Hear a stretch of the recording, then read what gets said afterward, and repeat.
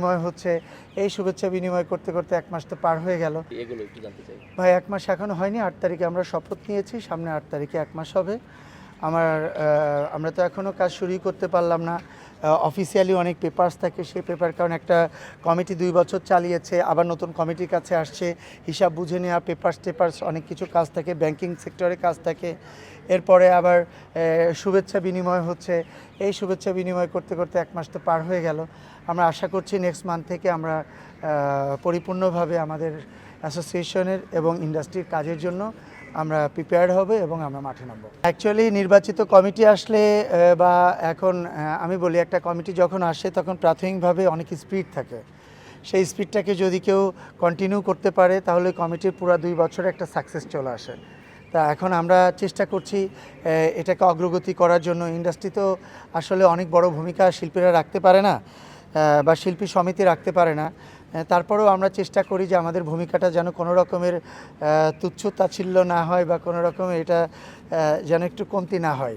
আর এরপরে রিসেন্টলি আমাদের প্রযোজক সমিতির নির্বাচন আছে। প্রযোজক সমিতির নির্বাচনটা যদি আমরা সুষ্ঠু সুন্দরভাবে আমাদের ইন্ডাস্ট্রি কাজ করার প্রতিনিধি যদি আমরা পাই, তা আমার বিশ্বাস আগামী 1 বছরের ভিতরে পুরো ইন্ডাস্ট্রি ঘুরে দাঁড়াবে। কারণ ইন্ডাস্ট্রির মাদার অর্গানাইজেশন হচ্ছে একটা প্রযোজক সমিতি। আমাদের প্রযোজক সমিতি নাই। 8 তারিখে নির্বাচন, আমরা চাই সুন্দর একটা নির্বাচন হোক। সেই নির্বাচনের মাধ্যমে আমরা ইন্ডাস্ট্রির নতুন প্রতিনিধি আমরা পাই।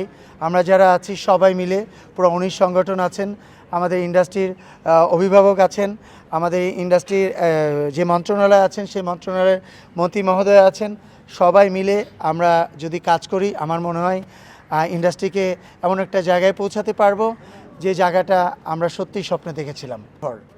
হ্যাঁ, এবং এটা প্রত্যেকটা অ্যাসোসিয়েশনই আপনার হচ্ছে মানে কি বলবো, রাজনৈতিকভাবে দূরে এবং কোনোটাই লাভজনক প্রতিষ্ঠান না, একমাত্র প্রযোজক সমিতি ছাড়া।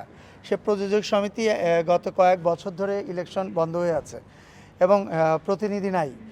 সেক্ষেত্রে আমার মনে হয় 2 বছর অন্তর আসলেই শুধু এফডিসি না, এফডিসি বাইরেও কোনো অ্যাসোসিয়েশন থাকলে তারা অটোমেটিক্যালি, আমরা যেহেতু নাগরিক, আমরা যেহেতু একটা মানে সরকারিভাবে আমরা একটা মানে সরকারিভাবে একটা দেশে মানে নাগরিকত্ব পেয়েছি এবং আমরা নাগরিকরা আমাদের মতো করে মানে মত প্রকাশের ক্ষমতা আছে।